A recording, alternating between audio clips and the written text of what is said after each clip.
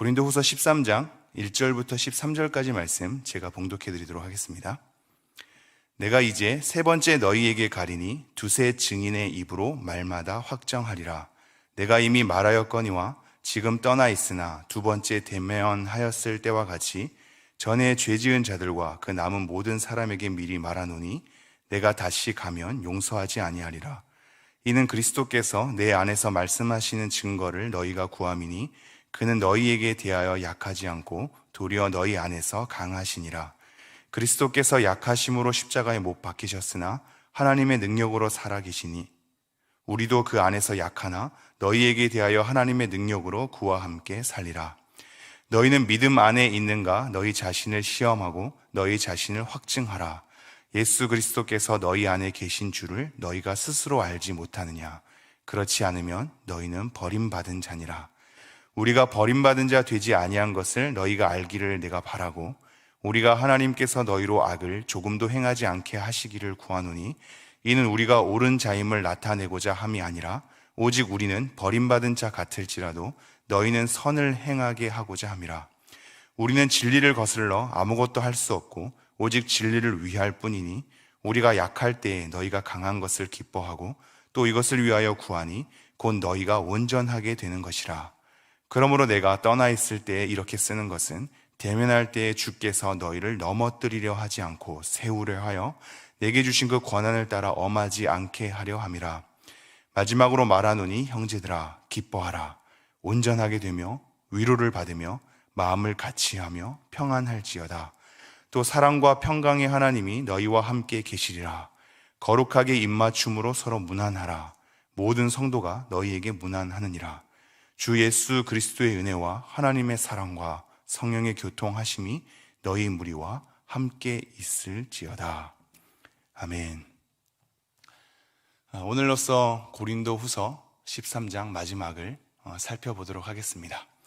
우리는 어제 본문 12장 내용을 통해서 바울이 세 번째로 고린도 교회에 방문할 계획이 있다는 것을 알게 되었지요. 그러한 방문에 앞서서 여러 가지 문제가 일어날 것에 대해서 미리 방지하고자 많은 독려를 하는 것이 12장에 펼쳐져 있고 오늘 13장도 이어서 세 번째 방문하는 것에 대한 뜻을 밝히면서 여러 마지막 권면을 하고 있습니다. 이제 만나기에 앞서서 하나님 말씀 앞에서 마음을 다시 한번 모으는 것이지요. 우리의 모든 만남이 하나님 앞에서 말씀으로 다시 한번 조정되는 것은 굉장히 필요할 것입니다. 우리는 우리 스스로 마음의 결핍이 있고 우리 스스로 하나님 앞에 제대로 서지 못한 것에 대한 여러 삶의 흔적들을 가지고 교회로서 모이게 될 때가 많고 그 안에서 우리는 치유받고자 할 때가 많지요. 물론 그런 모임을 통하여서 하나님께서 복을 허락하셔서 위로와 우리 회복이 있으면 굉장히 좋겠지만 우리 스스로의 삶을 챙기는 것 또한 중요할 것입니다. 우리 스스로 챙기지 않고 모일 때 더 큰 문제가 발생할 수도 있기 때문이죠. 그래서 세 번째 방문하기에 앞서 말씀으로 본인을 조정할 것에 대해서 계속 권면을 하고 있고 오늘도 그러한 권면으로 이어지고 있는 말씀입니다. 제가 13장 1절을 읽어드리도록 하겠습니다. 내가 이제 세 번째 너희에게 가리니 두세 증인의 입으로 말마다 확정하니라. 세 번째 방문할 것에 대해서 다시 한번 얘기를 하고 있고요. 두세 증인의 입을 통하여서 어떠한 사건을 확정할 것에 대해서도 얘기하고 있죠. 이것은 신명기 말씀을 들어서 인용하고 있는 건데요. 그 사람의 죄악을 제대로 판결하기 위해서 한 사람의 외침보다는 두세 사람의 증인이 필요했던 겁니다. 객관성을 확보하는 거죠. 그리고 그것이 정말로 그러한지를 여러 사람의 증언을 통하여서 확정했던 겁니다.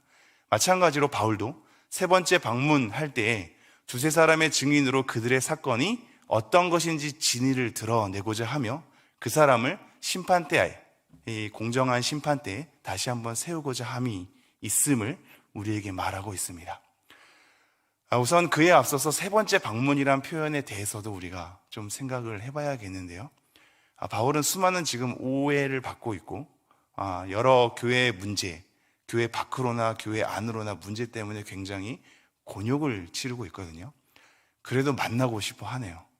고린도 교회에 방문하고 싶어 하고 굉장히 억울함을 당했음에도 불구하고 자기의 복음 전함을 통하여서 교회가 형성되었음에도 불구하고 여러 오해를 받게 될 때 굉장히 속상할 텐데 편지를 쓰기도 하고 다른 동역자들을 보내기도 하고 본인 스스로도 그들을 만나고자 하네요. 끈질기게 그들을 만나고자 하는 바울의 마음을 우리가 보게 되고 그렇게 만나서 무엇을 하고자 하는지를 오늘 또한 본문에서 계속 밝혀주고 있습니다. 우선은 그러한 만남을 마음에 두고서 그 사건에 대해서 두세 증인의 입으로 확정할 것에 대해서 얘기하면서 이렇게 이어집니다. 2절, 내가 이미 말하였거니와 지금 떠나 있으나 두 번째 대면하였을 때와 같이 전에 죄 지은 자들과 그 남은 모든 사람에게 미리 말하노니 내가 다시 가면 용서하지 아니하리라. 두 번째에서 만났을 때에도 그리고 숱하게 편지를 했을 때에도 계속적으로 드러나는 죄악이 있었고 그 죄 지은 사람들이 계속해서 돌아올 것에 대해서 바울이 굉장히 따끔하게 책망하였거든요. 그렇게 책망해서 돌아오는 자들은 당연히 용서해야죠. 그것은 고린도후서 앞장에서 우리는 이미 확인하였습니다. 그러나 두 번째 대면하였을 때에도 계속 그 자리에 있었고 아무리 어떤 편지나 동역자들을 통해서 권면해도 계속 그 자리에 있는 자들, 그래서 세 번째 방문했을 때에도 여전히 고치지 않고 계속적인 죄악으로 공동체를 파괴하는 그 자들을 다시 한번 마주하게 된다면 내가 용서하지 아니하리라 라고 얘기하는 겁니다. 물론 이때의 용서는 우리가 예수님께서 가르쳐 주셨다시피 70번씩 7번이라도 용서하라 라고 했을 때의 맥락과는 다른 맥락입니다. 근본적인 그 사람이 죄를 뉘우쳤을 때 용서하라는 맥락이 아니라 이것은 징계를 의미합니다. 계속적으로 고치지 않으니 내가 가서 너를 회복시키기 위하여 징계할 수밖에 없다라는 측면에서 용서하지 아니하리라 라는 말을 쓰고 있는 겁니다. 3절, 이는 그리스도께서 내 안에서 말씀하시는 증거를 너희가 구함이니 그는 너희에게 대하여 약하지 않고 도리어 너희 안에서 강하시리라.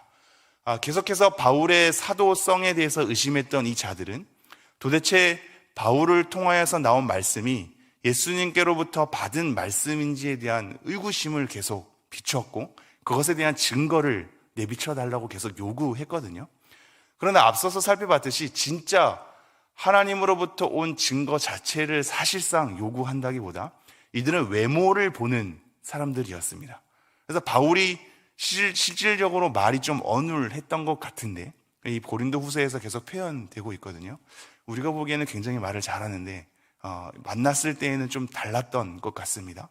그래서 말이 어눌한 부분에 있어서 그리고 신체적 약함이 있는 부분에 있어서 이것이 사도가 아님을 증거하는 것이 아닌가로 시비를 걸었단 말이죠.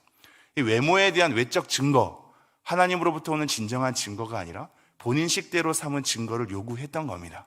그렇게 증거를 계속 삼는 거죠. 이런 증거를 구하는 그들에게 그는, 예수님은 너희에게 대하여 약하지 않고 도리어 너희 안에서 강하시리라. 예수님 자체가 약함으로 십자가에 매달린 것 같은데 사실상 우리 안에서 더욱더 강해지는 것을 보게 되죠. 연약한 유순한 그분의 걸음 속에서 우리는 강함을 보게 됩니다. 이 맥락을 가져온 이유가 바울 스스로도 약한 부분이 있는 것 같으나 내가 너희와 말할 때에는 오히려 하나님의 말씀을 강력하게 증언하겠다라는 겁니다. 그래서 앞서서 징계에 대한 의미가 나온 거고요. 비록 예수님께서 약한 듯 보이나 우리 안에서 더 강해졌듯이 우리가 만날 때 하나님의 말씀을 더욱더 드러낼 것이며 그래서 내가 약하지만 오히려 우리 안에 예수 그리스도의 강함이 더욱더 드러나게 될 것이다 라는 맥락으로 우리에게 얘기하는 거죠. 그래서 4절 이렇게 뒷받침하고 있습니다. 그리스도께서 약하심으로 십자가에 못 박히셨으나 하나님의 능력으로 살아계시니 우리도 그 안에서 약하나 너희에게 대하여 하나님의 능력으로 그와 함께 살리라. 예수님께서 약하심으로 십자가에 못 박히셨으나 하나님의 능력으로 그 강함을 만천하에 드러내셨죠. 마찬가지로 우리가 만날 때에도 우리가 예수님 안에서 서로의 약함, 예수님의 가르침 때문에 우리 스스로를 드러내지 않고 우리의 약함이 더 드러날 수 있으나 결국 예수님의 약함 속에서 하나님의 권능을 드러내셨듯이 우리 가운데 약함이 있으나 하나님의 능력을 우리가 더욱더 경고하게 될 것이다 라고 얘기를 하고 있습니다. 하나님의 능력이 나타나서 강함이 표출된다는 것이 무엇인지는 명확하게 얘기하고 있지 않습니다. 어떤 학자들은 징계에 대한 의미로 가져오기도 하나 저는 그것보다도 더 풍성한 의미가 담겨 있을 것 같습니다. 신체적인 약함이 있고 그리스도의 말씀 때문에 우리 스스로 겸손해져야 하는 약함의 자리 가운데 있으나 그 가운데 하나님의 능력으로 풍성케 되는 하나님의 신비가 교회 안에서 계속적으로 이루어질 것이라는 얘기를 하고 있는 것이지요. 그러면서 5절 이렇게 얘기합니다. 너희는 믿음 안에 있는가? 너희 자신을 시험하고 너희 자신을 확증하라. 바울에게 사도권에 대해서 표를 던졌던, 의심의 잣대를 던졌던 그들에게 그 잣대를 본인에게 들어댈 것에 대해서 얘기를 하고 있습니다. 너희는 나를 시험하거나 나의 사도권을 확증하기보다 이제는 너희 스스로를 시험하고 너희 스스로를 확증하라 라고 얘기를 하고 있는 거지요. 본인 스스로를 돌아보는 것, 본인 스스로가 정말로 맞는지 그 자리를 확인하는 것, 이것이 너무나 필요함을 우리에게 얘기하고 있습니다. 너무나 쉽지 않은 길이지요. 자기가 자기를 잘 볼 수 없기 때문입니다. 자기 스스로가 정말로 그러한지 자기는 판단력을 상실할 때가 많고 객관성을 잃을 때가 많지요. 누구나 그렇습니다. 말씀 안에 자기를 비춰본다고 하는데도 불구하고 자기 안에 있는 어떤 부분을 잘 못 볼 때가 많잖아요. 이 말씀은 우리가 오늘 좀 새겨야 하지 않을까 싶습니다. 다른 어떠한 소리보다도 우선 본인 스스로를 시험하며 본인 스스로를 확증해 보는 시간들이 지속적으로 필요합니다. 여기서 시험하라는 얘기도 지속적으로 시험할 것에 대해서, 확증하라는 얘기도 지속적으로 확증할 것에 대해서 얘기를 하고 있거든요. 특별히 확증하라는 것은 우리의 불순물을 제거하고 그것이 맞는지를 옳게 드러내는 것을 얘기를 하고 있습니다.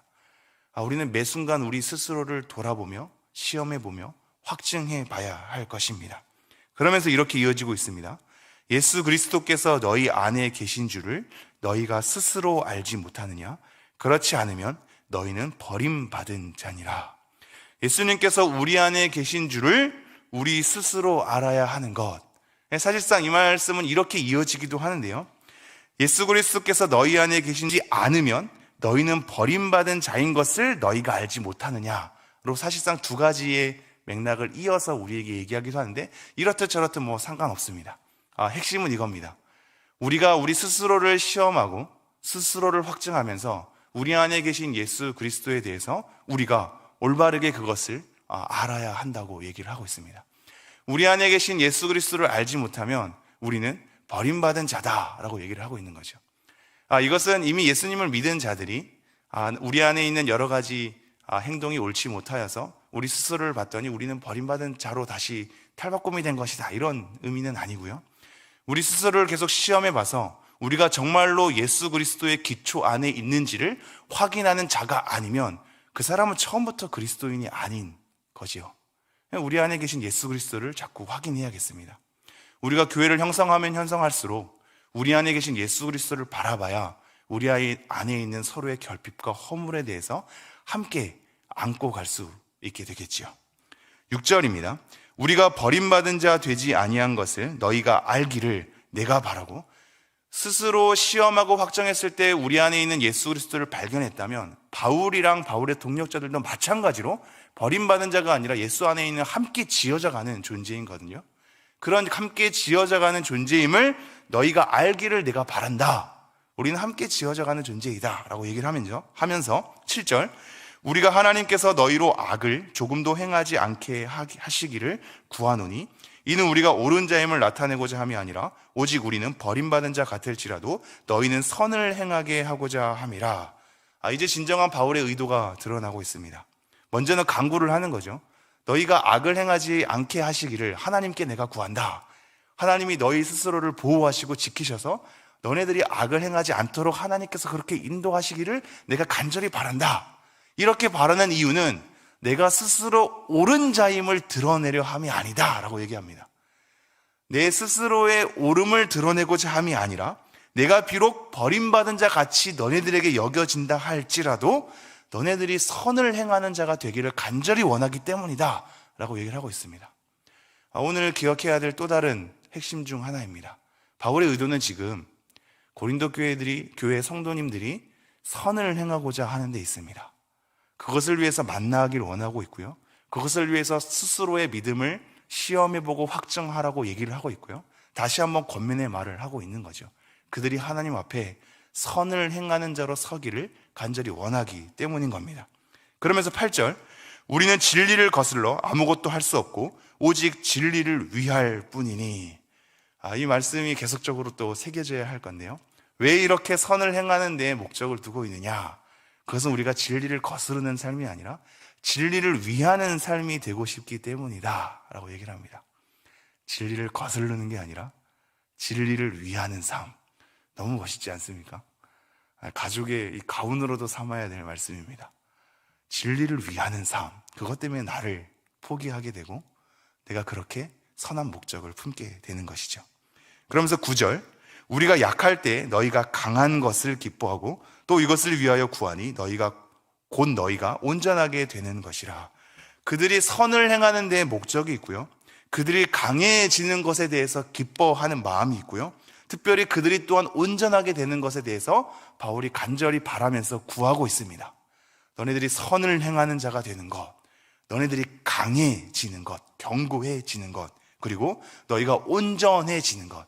여기서 온전하다라는 얘기는 이제 교정에 대한 부분도 있고요. 합해지는 것도 있고요. 이렇게 뭔가 뼈가 들어맞는 듯한 그런 들어맞음에 대한 부분이 있습니다. 결국 회복에 대한 의미가 크거든요. 너네들이 온전히 다시 한번 회복되어져서 바로 서는 것, 이것을 지금 바울이 간절히 원하고 있습니다. 그래서 10절, 그러므로 내가 떠나 있을 때 이렇게 쓰는 것은 대면할 때에 주께서 너희를 넘어뜨리려 하지 않고 세우려 하여 내게 주신 그 권한을 따라 엄하지 않게 하려 함이라. 결국 세우려 하는 것입니다. 넘어뜨리려 하지 않고, 즉 교회를 붕괴하거나 파멸시키지 않고 성도님들 한 명 한 명을 무너뜨리게 하지 않고 그들을 세우는 데 목적이 있기 때문에 다시 한번 찾아가고 다시 한번 권면하며 다시 그들이 선을 행하기를 원하고 그들이 강해지기를 원하고 다시 한번 그들이 교정돼서 회복되기를 원하는 겁니다. 왜요? 성도님들이 세워지는 것을 원하고 있기 때문입니다. 11절, 마지막으로 말하노니 형제들아 기뻐하라. 온전하게 되며 위로를 받으며 마음을 같이하며 평안할지어다.